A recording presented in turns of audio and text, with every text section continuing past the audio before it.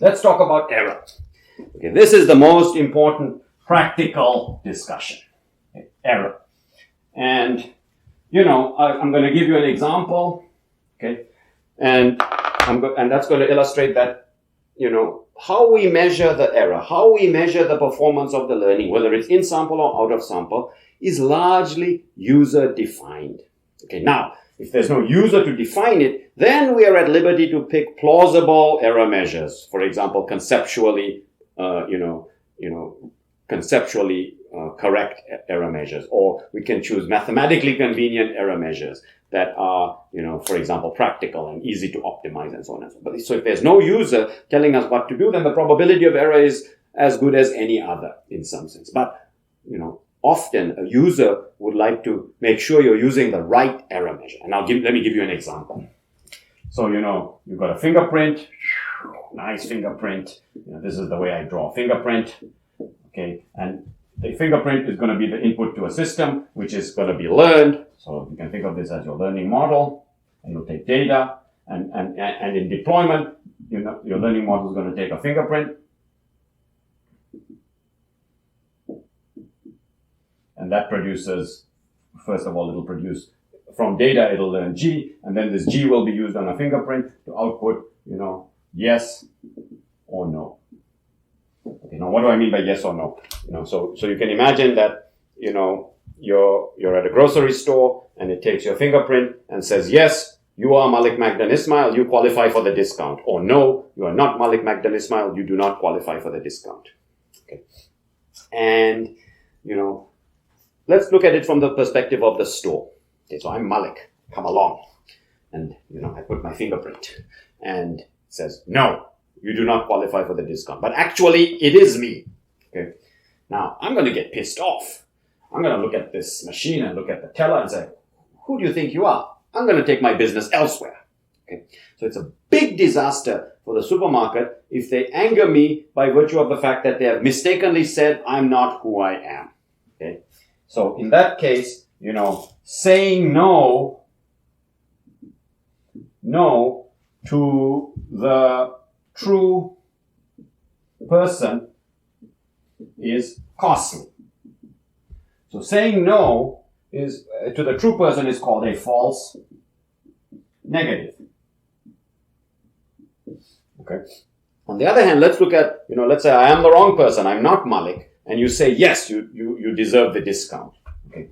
Well, I'm this guy pretending to be Malik. I come and put the fingerprint, and you give me the discount. I'm happy. I'll come back and shop. So first of all, the supermarket's going to make more money from me later because the reason that they're giving Malik the discount is anyway for Malik to return. Okay? So the supermarket has not really lost anything by, approving, an imposter of Malik. Okay, maybe, we can argue in some kind of strange world that, this imposter is buying some shady stuff and that gets put on Malik's account, and then the supermarket looks at this and says, wow, this guy's changed his taste. He's buying, and makes some kind of, evaluation of Malik as a bad customer. Who knows? But this is very far-fetched. Okay. And let's look at it from another perspective. This imposter comes along, says they're Malik, and leaves their fingerprint, okay, and then tries to make a scam to get a couple of bucks discount. Okay, that's also far-fetched. Who leaves their fingerprint while trying to save a couple of bucks on the grocery bill? Okay. So, saying yes to the wrong person is okay. Okay, so this is what's called a false positive. Okay, and this is the situation for the supermarket. Okay, and you think, okay, that's nice. Thank you very much for telling me this. So what's my point? My point is that the learning problem is fingerprint recognition. Now, I'm not going to change the learning problem. I'm just going to change the client, the user. Okay. Let's talk about the CIA. Okay. And I'm going to use the fingerprint recognizer for access control, whether or not you get into the building. And let's consider these two scenarios. Okay, saying yes to So admitting, saying yes, giving access to the building to the wrong person, if you're the CIA, is not just costly, is a disaster. It's a disaster. Okay? But saying no to Malik, to the right person.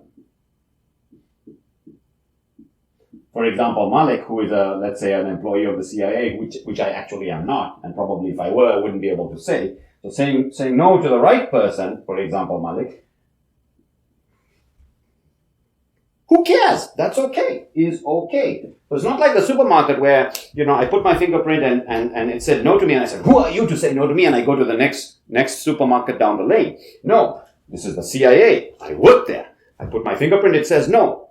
And it says, please put it again. And like a diligent lemming, I'll put it again. I'll keep putting it until it gives me access. Whatever, because I put it, I rotated it incorrectly. I pressed too hard. Whatever.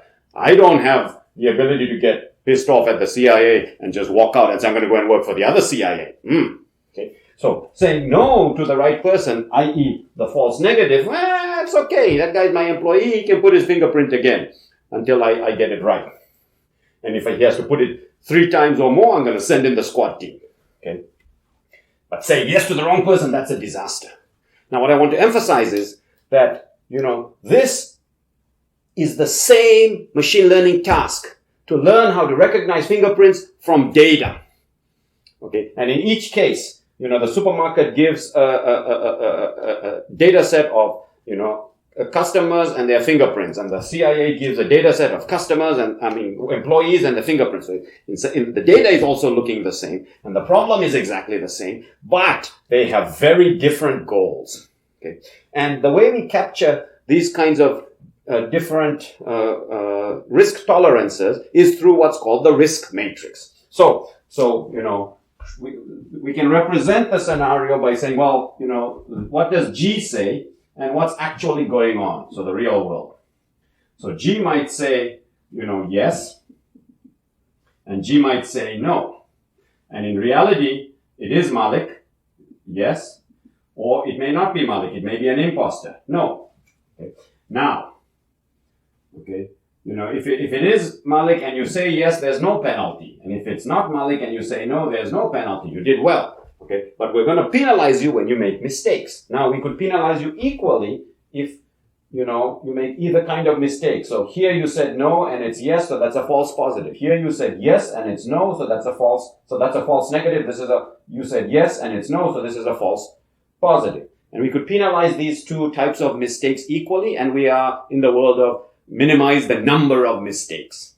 Okay, but for the supermarket, we would say that, the false negative is very costly, so we might put, a price of 10 on the false negative. But the false positive, not costly at all. It's not really costly to me, but I'm going to put some penalty because I'd like you to not make mistakes. So I'd like you to learn. Okay, and this is an example of what's called a risk matrix. Okay, now, and it quantifies, how the errors should be treated in the application of interest. Now, the CIA is exactly the opposite. I don't have any interest in, the false negative. It's not of no cost to me, but the false positive, that's a disaster. You're going to pay a huge price, 1,000. Okay. Now, in general, the error is captured by what we call a pointwise error. So pointwise errors. And these errors and the pointwise error can take into account the risk metric, and it can be of a variety of different forms. So pointwise errors. Okay, what we mean is that there's a pointwise error function, E, that takes as input, the true value and the hypothesis's prediction. So it takes as input h of x and the true value, which is f of x or y. Okay, and quantifies what's the price you pay, okay, for the case where h of x is not equal to y. Okay. Now, in the cases that we have been discussing so far, where the overall error is measured by the probability of error, this is just equal to the indicator of whether h of x is equal to y. So it's going to equal just 1 if they're not equal, and 0 if they are equal. If you wanted to incorporate a risk matrix, you would weight, different kinds of not equal. So the no, yes would be weighted 1, whereas the yes, no would be weighted 1,000. Okay, so you can weight the different types of error. Another kind of error that's common is the squared error, or the regression squared error. Okay, the least squares error, which is h of x minus y squared. And the whole theory works for pretty much any pointwise error. If you wanted to be technical, the error has to be bounded. And then we define, E in of your hypothesis H is 1 over n, the sum over your data points, I equals 1 to big N, of E of H of xi and yi. Okay. And E out of x, E out of H is the corresponding out of sample version of that. And this is an in sample average. The corresponding out of sample average is what we call the expected value with respect to x of the quantity E of H of x and f of x, where f of x is y. Okay, so we can define in sample and out of sample errors for any pointwise error. And as long as that pointwise error is reasonably well behaved, i.e. bounded, all the theory goes through.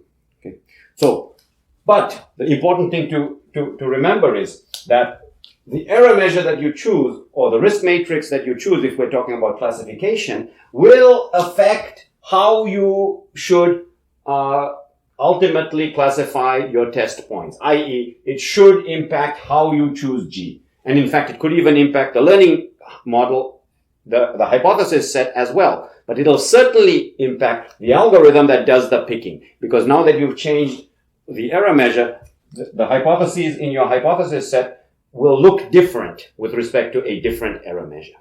Okay? So, summary. The complexity of F is in there. It takes more data to learn more complex target functions.